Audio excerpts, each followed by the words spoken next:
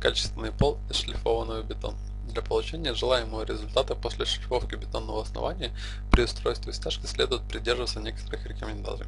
Изначально следует использовать только качественный бетон. Чем ниже марка бетона, тем хуже результат после шлифования получится.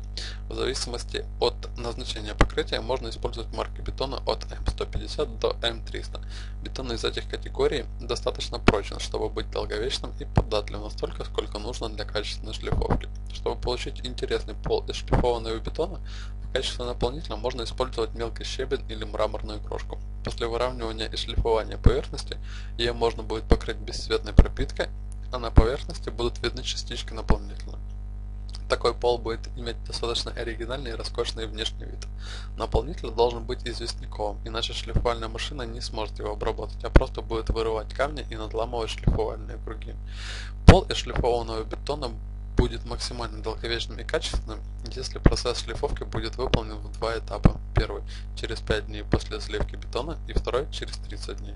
Такой подход обеспечивает наилучший результат и не вредит поверхности основания. Стяжка под пол из шлифованного бетона должна иметь шероховатостью в пределах 5 мм. Если выступа будет больше, процесс шлифовки будет существенно усложняться, а толщина самой стяжки должна быть не менее 30 мм. Только при соблюдении всех вышеизложенных рекомендаций пол из шлифованного бетона получится максимально качественным, долговечным и красивым.